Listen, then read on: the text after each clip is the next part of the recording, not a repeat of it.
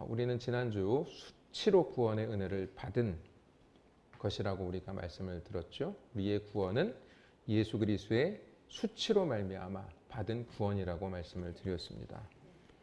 그래서 이사야가 옷을 벗고요, 또 신발을 벗고 3년 동안 다니면서 애굽에 대한 하나님의 심판을 선포했다라고 말씀을 드렸죠. 너희들이 나와 같이 수치를 당할 것이다. 그래서 이사야의 이러한 모습은 바로 예수 그리스도를 예표한다라고 말씀을 드렸습니다. 분명한 것은 여러분 이것을 아셔야 됩니다. 예수님의 십자가는 양면성이 있는 거예요. 십자가는 예수님과 함께 지면 구원의 축복입니다. 아시겠죠? 다시 말씀드립니다. 십자가는요, 우리 모든 사람은요 십자가를 질 수밖에 없어요. 그런데 예수님과 함께 지면 이 십자가는 구원의 축복이 됩니다. 그런데 예수님과 함께 지지 않고 이 세상에서 십자가를 거절하던 사람들은 마지막 때에 자기 십자가를 지게 되어 있어요. 아시겠죠? 근데 그 십자가는 뭐라 그랬어요? 저주입니다. 심판입니다. 예수님과 함께 지지 않는 십자가는 심판이에요. 그렇죠? 저주예요. 저주. 그러니까 예수님이 지신 십자가는 우리가 감당해야 하는 그 저주를 예수님이 감당하신 거잖아요. 그러니까 여러분 지금 제가 여러분들에게 십자가 지세요, 십자가 지세요 이런 설교를 하면 막 듣기 싫어하시는데, 근데 어쨌든 간에 여러분들이 십자가 이 땅에서 안 지셔도 여러분들이 마지막 때가 되면 그 십자가를 지게 되어 있어요. 근데 그때는 주님이 지신 십자가를 지는 게 아니에요. 나 혼자 그 십자가를 감당해야 돼요. 그러면 그 십자가 지고 여러분들이 부활할 수 있어요? 부활할 수 없어요. 그냥 멸망이에요. 그건 심판입니다. 그러나 내가 지금 이 순간 결단하고 나를 구원하신 예수 그리스도를 붙들고 예수님과 함께 십자가를 지는 인생을 살면 그건 뭐라고요? 그건 구원이에요. 생명입니다. 그러니까 여러분 어차피 질 십자가 누구랑 지는 게 좋아요? 예수님과 지면은 완전히 180도 달라지게 되는 것입니다. 그러니까 예수님이 수치를 당하신 거예요. 구원을 우리에게 주시기 위해서 먼저 우리를 대신해서 수치를 당하셔서 너희들 나 믿지 않고 하나님 의지하지 않고 니네들 마음대로 살다가 죽게 되면 이 수치스러움을 당하면 멸망하게 될 거야 라는 것을 이사야가 애굽 백성들에게 선포하신 것입니다. 유다의 백성들에게도 선포하신 것이죠. 근데 그런 것을 결국 믿지 않았던 자들은 어떻게 되는 거예요? 그 십자가를 자기 스스로 감당해야 되는 거예요. 그러면 끝장인 것이죠. 멸망인 것입니다. 영원한 지옥불에 떨어지는 겁니다. 그러므로 여러분 어떠한 인생을 사시겠습니까? 지금 주님을 따라가는 것이 우리에게 복되고 복된 줄 믿으시기를 바랍니다. 그러니까 지금 십자가 지는 것은 고통이 아니에요. 복 중에 복인 것입니다. 아시겠죠? 그러한 여러분들이 되시기를 다시 한번 주님의 이름으로 부탁을 드립니다. 그래서 잠언 14장 33절에 이런 말씀이 있어요. 지혜는 명철한 자의 마음에 머물거니와 미련한 자의 속에 있는 것은 나타나느니라. 자, 지혜는 명철한 자의 마음에 머문대요. 지혜가 무슨 지혜겠습니까? 하나님의 지혜죠. 하나님의 지혜는 예수 그리스도의 십자가 속에 다 담겨져 있었습니다. 그러니까 그 지혜가 명철한 자의 마음에 머문다는 것은 이러한 영적인 원리를 제대로 깨달아서 하나님의 진리를 깨달아서 그 마음속에 두는 자들을 말하는 거예요. 그러니까 이 명철한 자에 머문다는 게 안식한다는 뜻이거든요. 안식한다는 뜻입니다. 그러니까 지혜가 내 마음에 안식하고 있는 거예요. 이게 무슨 이게 뭐예요? 주님의 지혜를 사모하는 마음을 가진 자의 마음속에 이 지혜가 안식한다라는 뜻입니다. 그러니까 자기 자신을 부인할 생각이 없는 자들, 내 자신을 예수 그리스도의 십자가 앞에 내려놓기를 원하지 않는 자들은 이 지혜가 어떻게 해요? 그 마음속에 머물 수 없다라는 거예요. 마음속에 편안하게 있을 수 없다라는 거예요. 다시 말하면 주님이 그 안에 계실 수 없다라는 이야기입니다. 무슨 말씀인지 아시겠죠? 예? 그러니까 여러분들의 마음속에 하나님이 주시는 진리, 그 하나님의 지혜, 그 하나님의 은혜, 이것을 여러분들이 정말로 사모하고 그것을 기뻐하고 그것을 감사함으로 내 마음속에 두기를 원하는 우리 성도님들이 되시기를 바랍니다. 자, 이제 오늘 21장의 말씀을 보시게 되면 오늘 말씀은 무엇에 대한 말씀이냐 하면 애굽에 대한 심판이 아니라 이제 이게 또 넘어왔어요. 누구에게 넘어왔냐 하면 바벨론에게 넘어왔습니다. 하나님의 심판이 바벨론에게 일어날 것에 대해서 지금 하나님께서 이사야를 통해서 예언하고 있습니다. 근데 이 예언은요, 선포된 지 100년 후에 이게 이제 성취가 되게 됩니다. 갑작스럽게 이제 지금 하나님께서 이 바벨론에 대해서 말씀을 하고 계시는 이유는 또 한 가지밖에 없어요. 뭐냐 하면 유다가 애굽에 이어서 또 이 바벨론을 의지하려고 했던 마음을 가지고 있었기 때문입니다.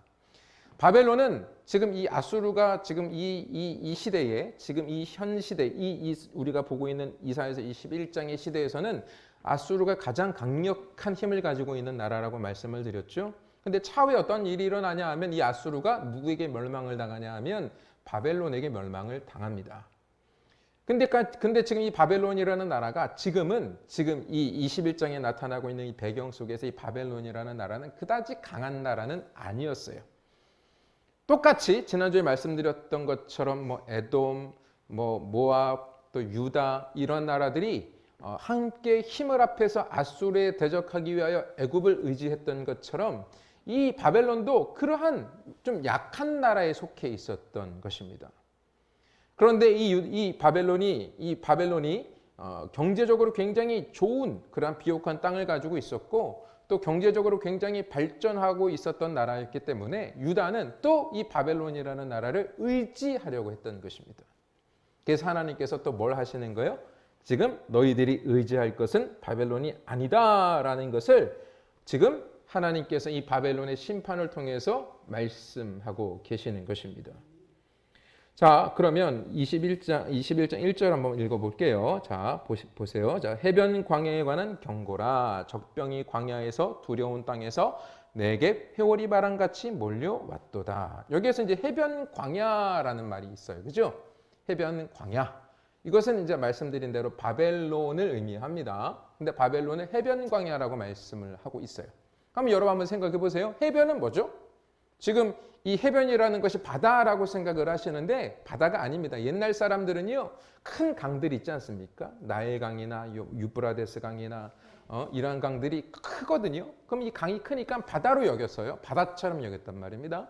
그러니까 여기서 해변은 강을 말하는 거예요. 그러니까 이 바벨론이라는 나라가 유브라데스 강과 티그리스 강 사이에 있었던 나라였기 때문에 굉장히 비옥한 땅을 가지고 있었습니다. 그러니까 굉장히 아까도 말씀드린 대로 경제적으로 굉장히 많이 발전한 나라입니다. 그런데 뒤에 보시게 되면 광야라는 수식어가 붙어 있어요. 해변과 광야는 여러분 어울립니까? 큰 강과 광야라는 것이 어울리는 말입니까? 어울리지 않는 말입니까? 어울리지 않죠. 그렇죠?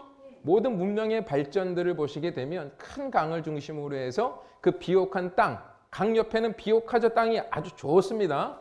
그래서 곡식들을 심으면 어떻게 돼요? 잘 나죠? 잘 풍년을 이루죠. 그 물이 계속 영양분을 공급하니까 그 땅들이 비옥해지게 되어 있는 거예요. 근데 보통 강이 아니에요. 굉장히 큰 강입니다. 그런데 하나님께서 이 바벨론을 뭐라고 얘기하고 있냐 하면 해변 광야 이렇게 말씀하고 계십니다. 이건 영적인 의미를 여러분들이 잘 살펴보셔야 됩니다. 그러니까 강이라는 것은 풍성함을 나타내는 것이에요. 광야는 뭐냐 하면 사막이에요. 사막. 아무것도 살 수 없는 광야. 이스라엘 백성들이 출애굽한 다음에 어디를 갔어요? 광야를 갔죠? 그 광야에서 먹을 것이 있었습니까? 없었습니까? 먹을 것이 없었어요. 메마른 땅이라는 것입니다. 그러니까 이게 영적인 의미가 무엇인지를 잘 아셔야 됩니다. 해변 광야라는 것은 겉으로는 굉장히 화려한 거예요. 그죠? 아주 화려합니다. 잘 먹고 잘 살고 막 즐거운 것 같고 잘 사는 것 같아요. 그런데 그 내면, 그 속은 어떻다라는 것입니까? 그 어떤 생명도 자라날 수 없을 만큼 메말라 있는 사막과 같다라는 것이죠. 그러니까 세상에 취해 있는 사람들이 다 무엇이에요? 해변 광야입니다. 바벨론은 전에도 말씀을 드렸습니다. 세상을 상징합니다. 아수르도 세상을 상징한다 그랬습니다. 그러니까 지금 하나님께 심판을 받는 모든 그 이방 민족들의 특징은 무엇이냐 하면 다 해변 광야예요. 겉은 화려함을 추구하고 세상 속에서 즐거움을 찾고 기쁨을 찾지만 그 심령, 그 영은 죽어 있는 것입니다. 여러분, 영이 살아있다, 영이 죽었다라는 그 의미가 무엇인지를 여러분 잘 구별이 되십니까? 뭐예요? 영이 살아있다는 무엇을 의미하는 것이고 영이 죽었다라는 것은 무엇을 의미합니까? 제가 지난주에 말씀을 드렸었어요. 영이 살아있다라는 것은 무엇이죠? 내가 하나님을 의지하는 거예요. 하나님이 나의 주인이신 것을 늘 인정하는 거예요. 범사에 인정하는 거예요. 작은 일 하나 결정할 때에도 그것이 내 마음대로 결정되어지지 않도록 그것을 위하여 힘써 나가는 자를 말하는 것입니다. 주인을 의식하는 것이죠. 여러분 TV나 드라마 같은 데 보시게 되면 사극 같은 거 보시면 어떻습니까? 종들이 자기 마음대로 무언가를 결정합니까? 아닙니다. 먼저 누구의 마음을 헤아립니까? 주인의 마음을 헤아리는 거예요. 충신들은 왕의 마음을 먼저 헤아리는 것입니다. 여러분 하나님 앞에 충직한 종이 되기를 원하십니까? 아니면 늘 상황에 따라 주인을 배신하는 그러한 악한 자가 되기를 원하십니까?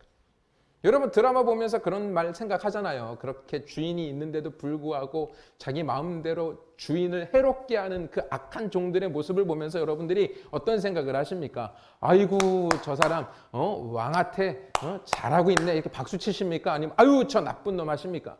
저 나쁜 놈 하지 않습니까? 근데 내가 그렇게 살아가고 있다라고 생각을 해보시라는 거예요. 하나님 앞에.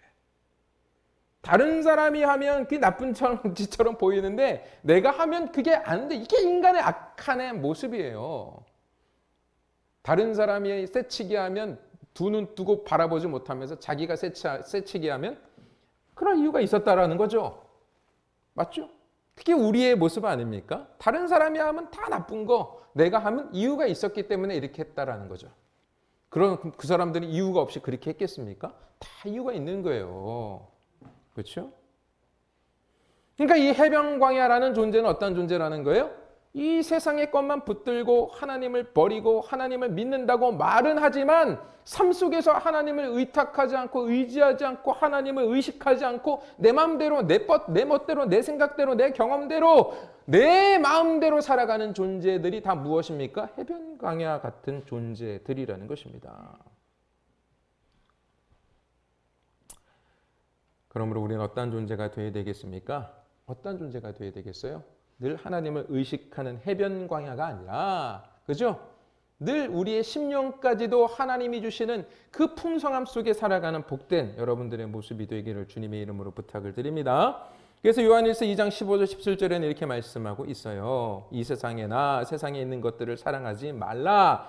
누구든지 세상을 사랑하면 아버지의 사랑이 그 안에 있지 아니하니 이는 세상에 있는 모든 것이 육신의 정욕과 안목의 정욕과 이생의 자랑이니 다 아버지께로부터 온 것이 아니요 세상으로부터 온 것이라.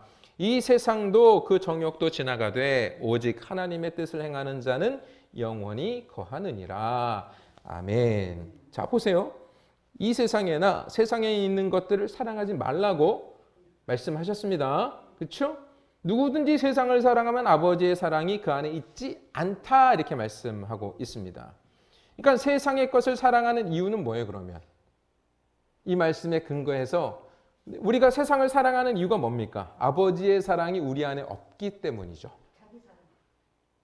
아버지의 사랑이 우리 안에 없기 때문이에요. 하나님의 은혜를 뭐하고 있는 거예요? 거절하고 있는 상태를 의미하는 것입니다. 왜? 세상이 더 좋으니까. 세상이 더 재밌으니까. 세상이 더 나에게 행복을 가져다 주는 것 같으니까. 그렇죠? 그럼 아버지의 사랑은 뭡니까? 아버지의 사랑. 아버지의 사랑이 우리 안에 없다라는 것인데 그렇게 되면 그럼 아버지의 사랑은 뭐죠? 우리를 구원하신 사랑이죠? 아버지의 사랑은 우리를 구원하신 사랑입니다. 수치를 당하면서까지 우리를 구원하신 사랑이에요. 그럼 그 구원의 사랑은 우리가 세상을 사랑하던 자리에서 구원하신 사랑인 거예요. 우리는 다 세상을 사랑했다니까요. 근데 하나님께서 예수 그리스도를 보내셔서 우리를 구원하셨다라는 것은 뭐냐 하면 우리가 이제 세상 사랑하지 아니하고 하나님 사랑하도록 만들어 주신 거예요. 그걸 구원이라고 하는 겁니다. 맞아요? 아닌 것 같은 말씀하시고 그게 맞는 거죠. 우리가 세상 사랑했단 말이에요. 예? 공중의 권세 잡은 이 마귀가 그 권세를 잡고 우리에게 계속 미혹하고 유혹하고 하나님으로부터 우리를 떨어뜨리면서 자기를 사랑하게 만들어 놓은 그 가치 속에 살았던 것이 우리였는데 예수님께서 이 땅에 오셔서 너희들 그렇게 살면 죽어 하면서 예수님이 십자가에 못 박혀 죽으시면서 우리를 구원해 주신 것이죠. 그러니까 우리가 그거 사랑하지 않고 이제 십자가에서 죽으신 예수 그리스도를 사랑하게 만들어 주신 것이 구원이잖아요. 사랑의 대상이 바뀌는 것이 구원입니다. 맞아요? 네. 세상을 사랑하지 않고 주님을 사랑하게 되는 것이 구원이란 말이죠. 그러면 이 사랑이라는 것이 말로만 되는 겁니까? 행동으로 되는 겁니까? 행동으로 돼야 되는 것이 맞죠. 그렇죠? 네. 그러니까 그 사랑이 없는 사람은 세상을 사랑할 수밖에 없는 거예요. 구원의 은혜를 받지 못한 자들은 세상을 사랑할 수밖에 없는 것입니다. 그러나 중요한 것이 있어요. 구원을 받았지만 여전히 우리는 또 세상을 사랑하려고 하는 마음이 있어요, 없어요? 있어요. 있단 말이에요. 이걸 잘 여러분들이 생각하셔야 됩니다. 구원을 받지 못한 사람은 하나님을 사랑할 수 없어요. 아시겠죠? 근데 구원을 받은 사람들은 하나님을 사랑하지만 또 세상을 사랑하려고 하는 마음이 있어요, 없어요? 있어요. 있단 말입니다. 그러면 이걸 뭐라 그래요?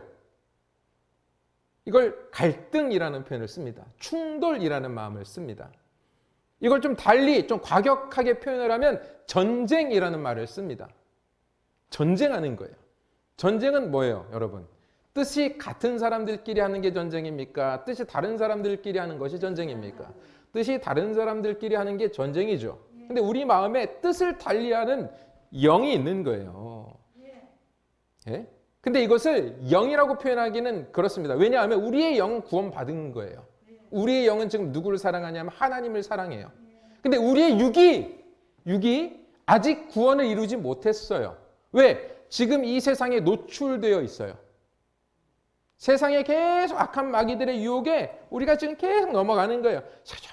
뭐 이렇게 해도 야 너 뭐 하나님 사랑 뭐 예배를 드리니 뭐 기도를 드리니 그냥 이 세상 것 즐기면서 살아. 뭐 원수를 사랑해. 아유 그 원수를 사랑하면 네 속만 아프고 너만 괴롭고 힘들지 못하러 그런 짓을 해.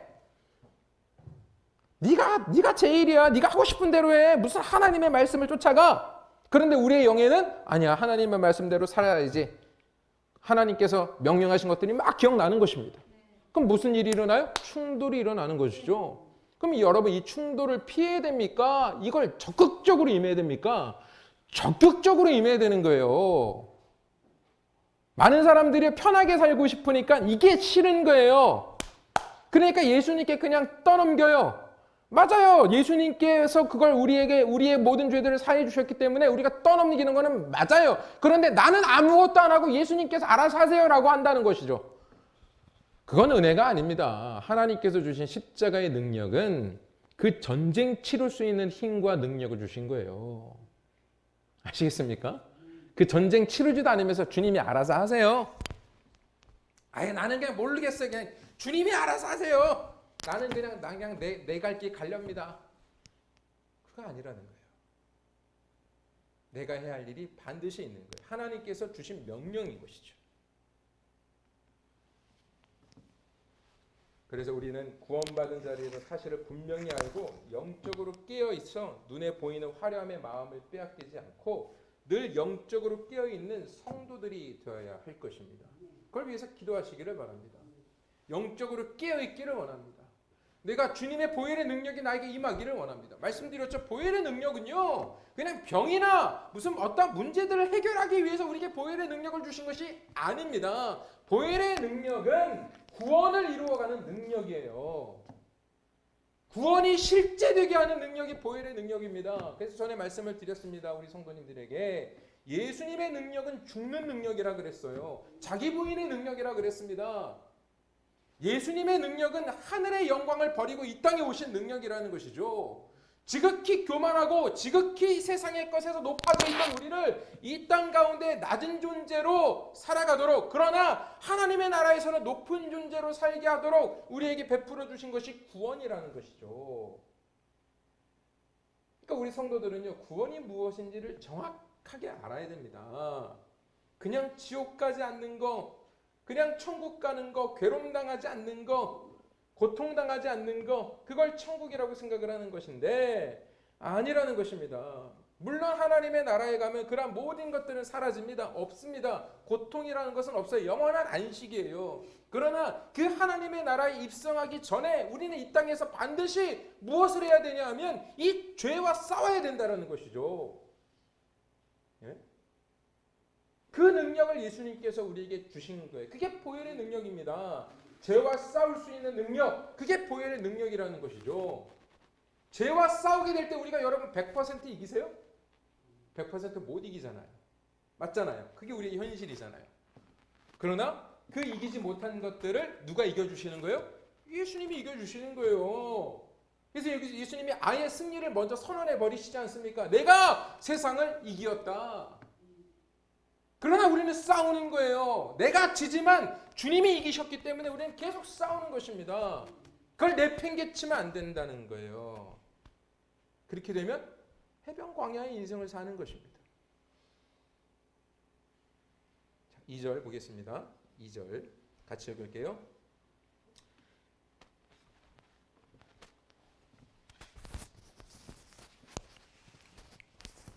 같이 읽어보겠습니다. 혹독한 묵시가 내게 보였도다. 속이는 자는 속이고 약탈하는 자는 약탈하도다. 엘람이여 올라가고 메대 에워싸라. 그의 모든 탄식을 내가 그치게 하였노라 하시도다. 아멘. 여기 보면 이제 혹독한 묵시를 보았도다라고 말씀을 하고 있습니다. 이건 뭐냐면 아주 끔찍한 계시라는 뜻이에요. 그러니까 이 끔찍한 계시는 속이는 자는 속이고 약탈할 자는 약탈하도다. 엘렘이 올라가고 메대여 에워싸라. 그의 모든 탄식을 내게 그치게 하였노라 라는 말씀이 지금 아주 끔찍한 계시라는 것이죠. 지금 이사야가 아주 간략하게 말씀으로 기록해 놓았지만 이 바벨론이 엄청나게 끔찍하게 멸망을 당할 것이라는 거예요. 엘렘과 메대를 통해서 하나님께서 이 두 민족을 사용하셔서 이 바벨론을 엄청나고 끔찍하게 심판하실 것이라는 것을 지금 이 이사야는 본 겁니다.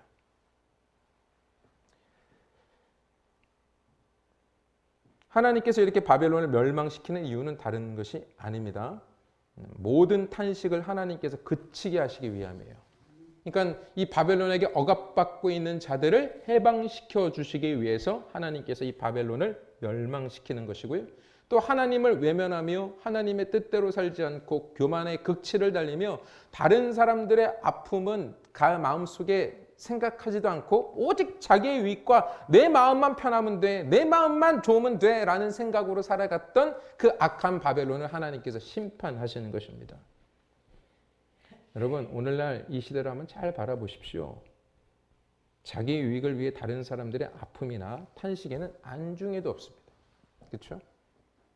제가 어제 우리 교회 카톡에다가 동영상 하나 올려드렸잖아요. 보셨는지 모르겠지만 교통사고가 났는데 어떤 일이 일어났어요? 이 엄마가 이제 애기 엄마 같아요. 이제 사고를 낸 사람이 아이가 아파서 병원에 빨리 가다가 앞에 있는 차와 충돌을 했어요. 그러면 보통 이제 어떻게 됩니까? 화가 나잖아요. 내가 사고를 당하면 뭐 이따위로 운전을 해? 이러면서 막 이제 막 그러지 않습니까? 그런데 이 나와서 이제 그 애기 엄마가 나와서 이제 피해를 보신 아주머니 좀 연세가 있으신 분 같더라고요. 이런 얘기를 하시다가 갑자기 사고를 당하신 그분이 안아주시는 거예요. 사고를 낸 여자분을. 그러면서 얼굴도 막 쓰다듬어주고 뭐 여러 번 이렇게 안아주시는 모습을 보았습니다. 그래서 나중에 이제 이 남편이 이 여자분의 남편 되시는 분이 이제 글을 올렸는데 동영상도 올리고 했는데, 그러니까 이제 아이를 타고 이제 이렇게 가면서 막 이 사고를 낸 애기 엄마가 막 당황해하고 막 이러니까 미안해하고 막 이러니까 안아주면서 막 위로해주고 이렇게 격려해준 거라 그러더라고요. 너무 감사하다고. 그러니까 전화를 그 남편이 드렸을 때에도 막 뭐라고 하지 않고 엄마, 애기는 괜찮냐? 먼저 그 상대방의 안위를 물어보더라는 것입니다. 여러분 이게 쉬울 것 같아요? 쉽지 않습니다. 저도 교통사고를 당해봐서 아는데요. 제가 얼마 전에 여기 이렇게 들어오는데 아니 어디 길도 아닌데 갑자기 오토바이가 확 튀어나오면서 내 뒤를 쳤어요. 제 뒤를 쳤어요. 제 차를. 그러니까 깜짝 놀라잖아요, 제가. 그러니까 탁 내리자마자 갑자기, 그러니까 길도 아니에요. 그냥 확 튀어나온 거예요, 어떤 아저씨가. 근데 다행히 차도 뭐 망가진 데가 없고 이 아저씨도 다치지 않았는데 제가 무슨 생각부터 들었는지 아세요? 이분의 안위부터 물어봐야 되는데 부끄럽지만 그냥 화부터 확 나더라고요. 이게 우리의 모습인 거예요. 그러니까 그 아주머니가 굉장히 훌륭하신 분이죠. 그래서 제가 그렇게 써놨잖아요. 이분이 그리스도인이었으면 좋겠습니다. 아니면 우리가 이러한 삶을 사는 그리스도인이 되었으면 좋겠습니다. 이렇게 말씀을 이렇게 써놨잖아요. 그죠? 여러분 그리스도인들은 그렇게 살아야 되는 거예요. 내 감정이 앞서게 되면, 내 유익을 추구하게 되면 그러한 일이 당했을 때 우리는 분노함과 격한 감정이 발동되어질 수밖에 없는 것입니다. 그러나 상대방을 헤아리고 상대방의 마음을 먼저 생각하게 되면 그렇게 행동할 수 있는 거예요. 무슨 말씀인지 아시겠어요? 그러니까 시대가 악하지만 제가 이제 봐서 저만 알고 있었는 줄 알았더니 그게 갑자기 막 검색어에 굉장히 높은 순위에 오르더라고요. 이게 무슨 의미를 말하는 것이냐 하면 세상 사람들이 그러한 사람들을 원하고 있다는 거예요. 그럼 누가 해야 됩니까? 세상 사람들은 못합니다. 거기에 감동하는 것이죠. 그런데 예수님의 삶이 그러한 삶이었거든요. 그럼 예수님을 믿는 우리의 삶이 그러한 삶이 되어야 되는데 우리가 지금 뭐 하고 있습니까? 내 마음이 1순위예요. 내 마음이 1순위입니다. 그러니 우리가 쉽게 뭐 합니까? 쉽게 화를 내고 쉽게 다른 사람들을 적으로 삼고 원수로 삼고 그들을 용서하지 못하는 마음이 앞서게 되는 것이죠. 내 유익을 먼저 생각하니까. 내 마음이 중요하니까. 여러분, 우리들의 마음은 누가 헤아리고 계세요? 우리 주님이 헤아리고 계십니다. 억울한 거 있습니까? 억울한 거 있어요? 그 억울함을 주님께 좀 토로해 보셨나요? 주님께 의탁 들어 보셨나요? 아니면 여러분들의 어떠한 능력으로 해결하려고 하셨나요? 근데 우리의 능력으로 하게 되면 그 모든 것이 무엇으로 될 수밖에 없냐 하면 감정적이 될 수밖에 없다라는 것입니다. 그러므로 우리 모든 성도들이요, 이제는 우리가 좀 그러한 마음을 가졌으면 좋겠어요. 다른 사람들의 마음을 헤아릴 수 있는 마음. 지금 이사야가 지금 이 바벨론의 심판을 바라보면서 지금 되게 끔찍하게 여겼다라는 것은 그 마음이 시원한 게 아니에요. 근데 여러분 생각해 보세요. 우리나라와 일본의 관계를 잘 생각해 보시기를 바랍니다. 이번에 개봉한 영화 중에 이터널스라는 영화가 있는데 저도 안 봤는데 그 영화에 그런 장면이 나오는데요. 원자탄, 히로시마에 2차 세계대전 때 그 원자 폭탄을 터뜨리지 않았습니까? 근데 그 영화에 그 장면이 나오는데 그것을 터뜨릴 때 그것을 투하를 하는 사람이 되게 괴로워한대요. 이 사람은 악하다 이러면서. 그러면서 이 일본이 그 원자탄 투여한 것이 일본의 입장에서 일본을 아주 불쌍한 존재로 만들었다 이러면서 막 우리나라 사람들이 굉장히 비판을 많이 합니다. 전범 국가를 불쌍하게 여겼다. 저도 처음에는 이렇게 영화를 왜 이렇게 만들었어라는 생각을 했는데 이 말씀을 보면서 보니까 하나님의 마음은 그게 아니라는 거예요. 아무리 원수라고 하지만 그 원자탄 투여로 인해서 수만 명이 죽었거든요. 그죠? 근데 이사야는 시원해하지 않았어요. 아, 기쁘다! 하지 않았어요. 근데요, 안 왔을까요? 아니요, 기뻤어요, 이사야도. 기뻤다니까요?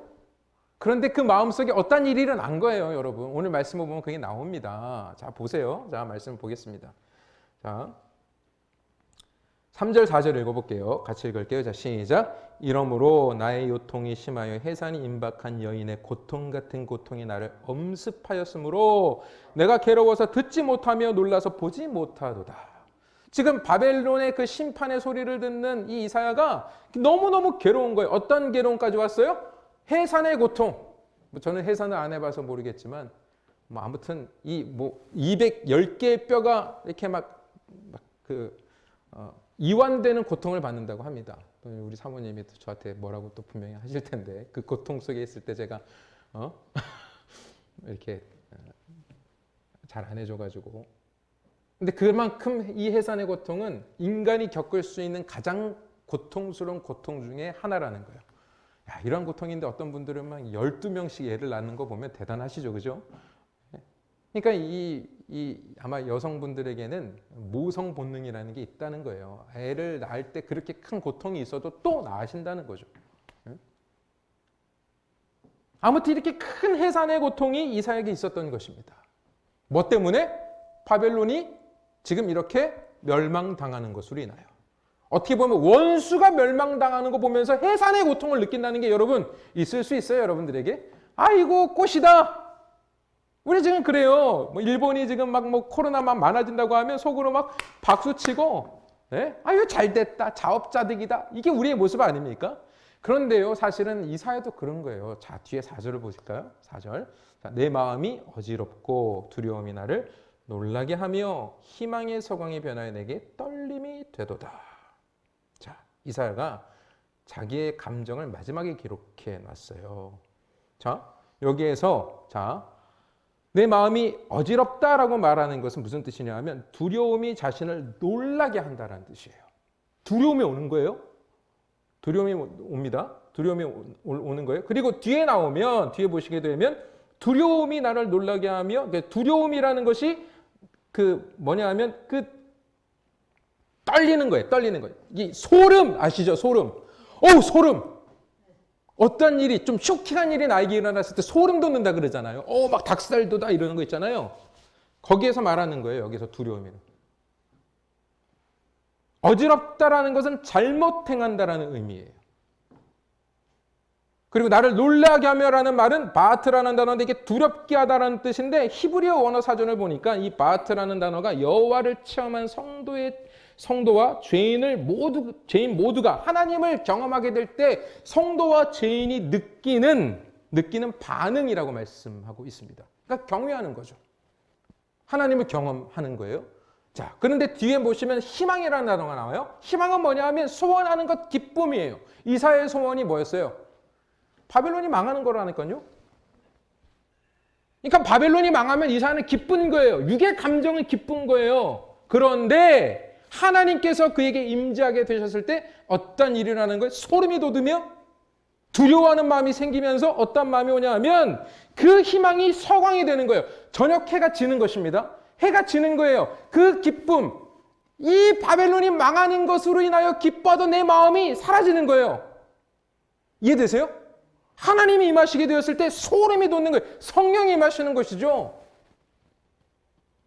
그래서 어떤 일이 일어나는 것입니까? 예? 어떤 일이 일어나는 거예요? 그 마음에 떨림이 있다라는 거예요. 서광이 변하여 내게 떨림이 된다라고 말씀을 하고 있습니다. 떨림이 무슨 뜻이냐면 이것도 뭐냐면 두려워하다라는 뜻이에요. 두려워하다. 그게 어떤 두려움일까요? 내 마음이 변화되어질 때 나타나는, 내 마음이 급격하게 변화되어질 때 나타나는 그러한 상태를 의미하는 것입니다. 그러니까 지금 이사야가 앞에서 이 바벨론의 심판을 바라보면서 산모의 고통이 임하게 된 것은 무엇으로 말미암은 것입니까? 하나님께서 그에게 임하셔서 그 마음을 변화시켜 주셔서 이제 그 바벨론의 멸망으로 인하여 기뻐하던 내가 그들에 대한 아픔으로 변화되어지는 것을 의미하는 거예요. 그러니까 원수를 미워하던 그가, 원수의 잘못됨을 기뻐하던 그가 하나님의 성령이 그에게 임하게 되었을 때, 하나님이 임재하게 되었을 때 어떻게 변화되어지는 것입니까? 그 영혼을 불쌍히 여기고 긍휼히 여기는, 그들의 아픔을 나의 고통으로 여기는 그러한 사람으로 변화되어져 갔다라는 것입니다. 여러분, 이 말씀을 통해서 우리가 깨달아야 할 것이 바로 이 부분이에요. 내 마음을 중요시 여기면 여러분, 절대로 하나님의 성령의 역사가 나에게 임하셨을 때 우리는 철옹성을 치고 그 마음을 가다두고 하나님의 것을 밀어내는 거예요. 절대로 하나님의 영이 우리 가운데 임하실 수 없습니다. 내 마음을, 잘못된 나에 대한 사랑을 가지고 있는 존재들은 내 마음, 그 마음을 지키기 위해서, 내가 좋아하는 것을 지키기 위해서, 그것을 때려부시기 위하여 들어오는 그 하나님의 두렵고 떨리는 그 임재하심을 거절하게 되는 것이죠. 나를 잘못 사랑해서 그렇게 사면 내가 사는 줄 아는 거예요. 그렇게 하면 내가 즐거운 줄 아는 거예요. 그렇게 하면 내가 유익인 줄 아는 거예요. 그러나 그렇게 사는 게 뭐예요? 죽는 거예요. 여러분, 주님께서 여러분들에게 임재하시게 될 때 절대로 보호막을 구축하지 마시기를 바랍니다. 나라는 존재를 붙들고자 하는, 나의 감정을 우선시해 여기는 마음, 그게 철옹성이거든요. 자기밖에 모르는 그 감정이 뭐냐 하면 그게 방패예요. 하나님의 마음이 우리 안에 뚫고 들어오게 될 때 그게 내가 견고한 진을 치고 있는 것이죠. 물론 하나님께서 역사하시고 선택하신 자들은 뚫고 들어오게 되어 있습니다. 왜? 무너지게 되어 있어요. 그러나 끝까지 그 마음을 거절하는 자들은 어떻게 됩니까? 끝까지 자기 고집대로 가는 것입니다. 완악기라 그러죠, 그것을. 완악, 고집불통인 자들.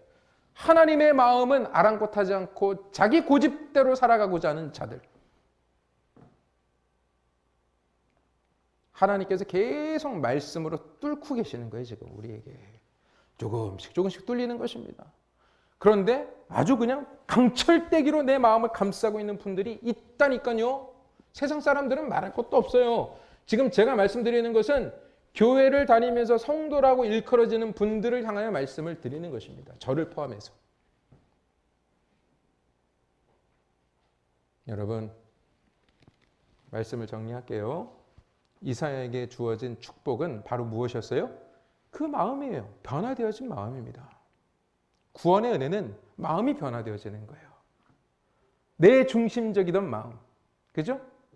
내 감정을 중요시 여기던 그 나의 삶이 이제 주님의 성령이 임하심으로 말미암아 하나님의 마음을 먼저 헤아리고 그리고 다른 사람들의 입장과 다른 사람들의 마음을 헤아릴 수 있는 존재로 변화되어져 가는 것이 바로 무엇이냐 하면 구원의 은혜로 주어지는 선물이라는 거예요. 말로만 나 구원받았다라고 되는 게 아닙니다. 진리로 분별을 하셔야 되는 거예요. 진리로. 진리로 구원이 무엇인지를 아셔야 되는 거예요. 베드로전서 3장 8절에 이렇게 말씀하고 있어요. 마지막으로 말하노니 너희가 마음을 같이하여 동정하며 형제를 사랑하며 불쌍히 여기며 겸손하며, 그죠? 어떻게 하라고요? 마음을 같이 하라는 것이죠. 마음을 같이 하라는 거예요. 내 마음 따로, 네 마음 따로가 아니에요. 마음을 같이 하는 거예요. 먼저는 하나님과 마음을 같이 해야 되고 하나님 안에서 우리의 마음을 같이 해야 되고 다른 사람들의 마음을 내 마음처럼 헤아려 줘야 되고 그래서 그 형제들을 어떻게 하라고요? 사랑하고 불쌍히 여기고 겸손한 존재로 살으라고 우리에게 말씀하고 있는 것입니다.